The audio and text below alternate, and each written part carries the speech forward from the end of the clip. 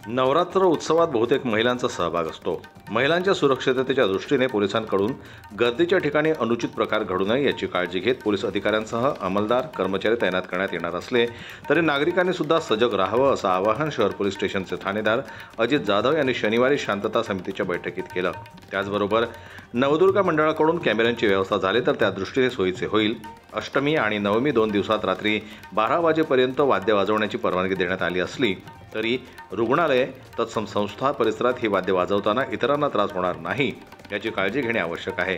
प्रत्येक मंडळाला सुरुवातीपासून ते शेवटपर्यंत एक अंमलदार नेमण्यात येणार आहे, जेणेकरून मंडळाच्या कार्यकर्त्यांची ओळख निर्माण होईल व त्यांना कुठलीही अडचण निर्माण होणार नाही।